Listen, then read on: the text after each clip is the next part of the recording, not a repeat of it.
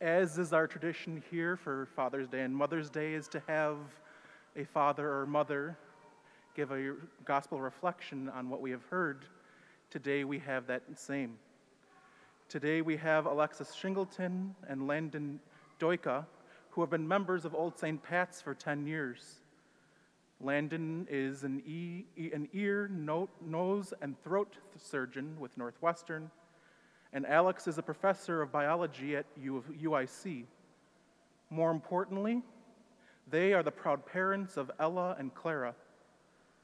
Landon is also a member of the choir, and the girls participate in our Partners program. I would like to welcome now Alex and Landon for their reflection.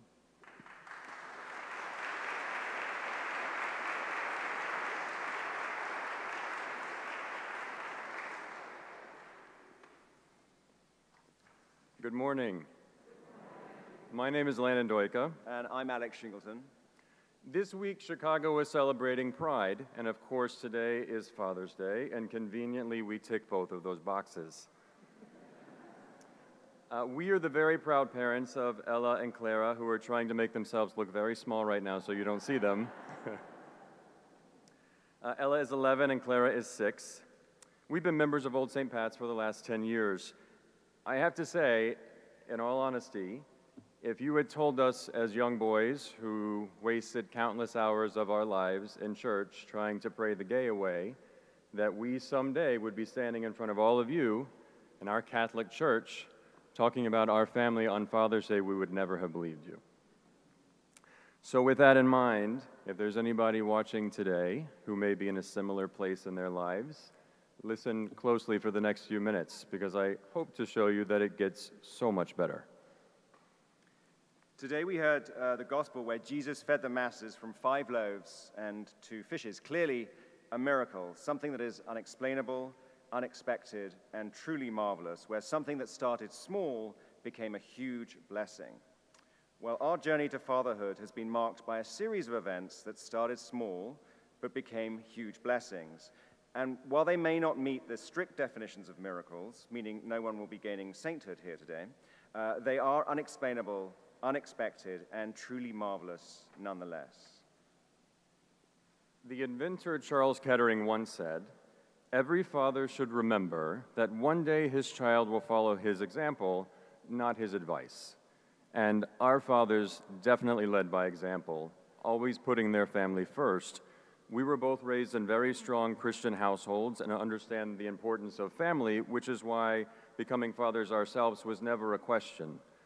In fact, on our first date, true story, we both admitted that we would want to get married and have children one day if that were a possibility, which is a lot to talk about on a first date. However, at that time, this was 2004, marriage was not a possibility for us, let alone parenthood. So the first miracle of our story came in 2007 when gay marriage, which was then called civil union, became legal in the United Kingdom, which is where I'm from, and something that we never thought was possible. And our marriage was a very small beginning indeed. It was just 3 people and us in a registry office on the King's Road in London. So fast forward 4 years, 2011, Alex and I started the adoption process, and we're told that it would take several years for us to start a family, in large part because it was not legal for same-sex adoption to be the case in many states, specifically Michigan, where we lived at the time. Shortly after completing our requirements, however, the next miracle occurred.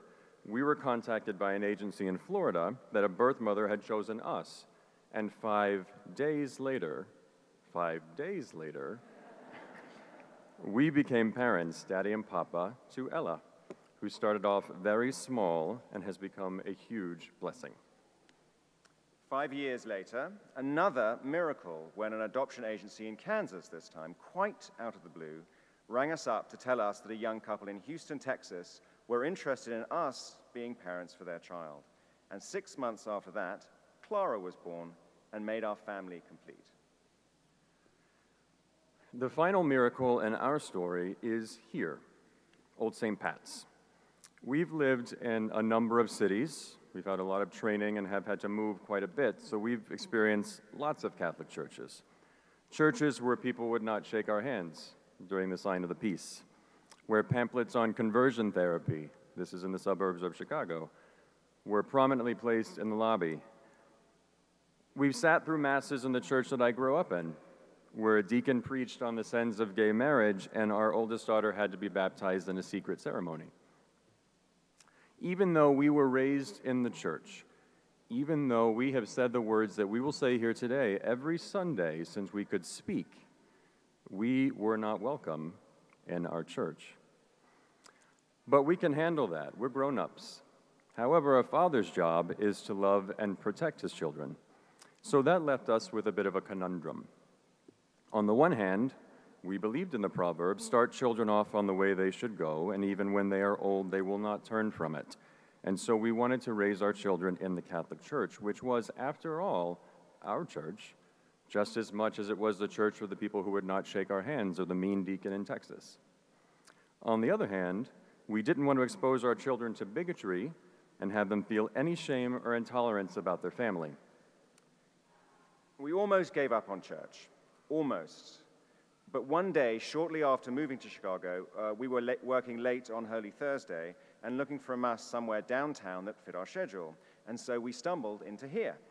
It was another small beginning. It was a gorgeous mass, but what really stood out for us most that night was not the service itself.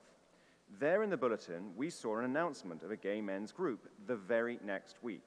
Now, in our experience, these groups were at best love the sinner, hate the sin, and at worst, pray the gay away. But some feeling made us think that this time it was going to be different. So we invested in a babysitter, and we went along. And Father Hurley was in attendance that night, and we will never forget his words, that while other Catholic churches and their leaders may be tone deaf, Old St. Pat's has figured it out. All are welcome in this place. And for the last 10 years, no one has proven Father Hurley wrong. This place is special for all of you. We know it. Many of you have traveled for long distances to get here, but we would argue that this place is vital for us. Unlike any other. Let us be honest, there are probably not too many gay dads speaking on Father's Day at many Catholic churches on the planet today.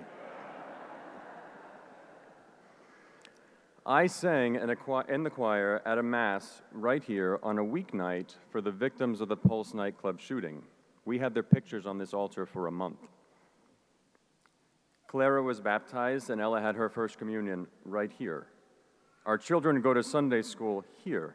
And every week before Easter, we heard prayers explicitly against bigotry and homophobia. All truly are welcome in this place.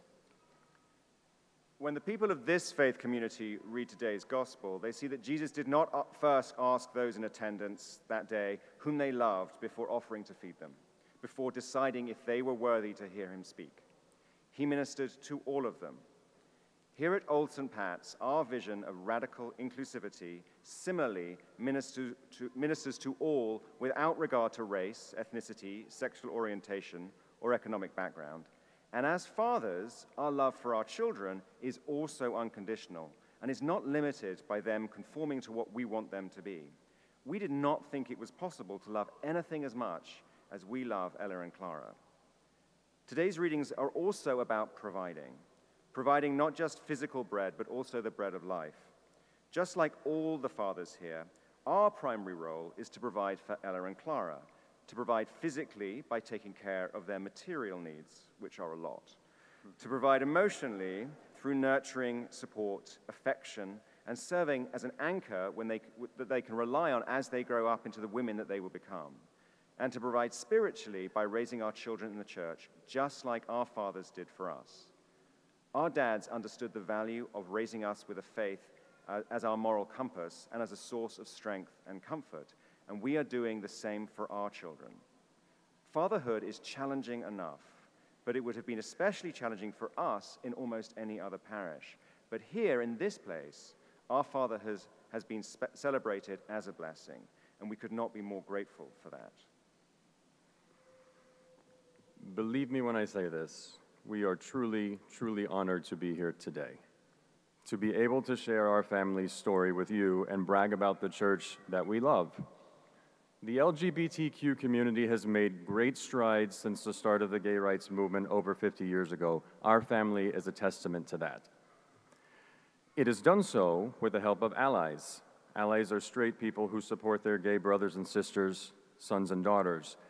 And we are going to assume that if you have chosen this faith community, you passed a lot of Catholic churches getting here today, that you are most likely an ally.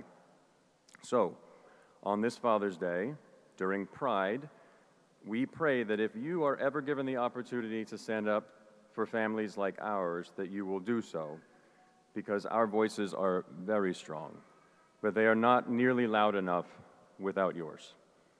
Thank you so much for having us today. Happy Father's Day and happy Pride.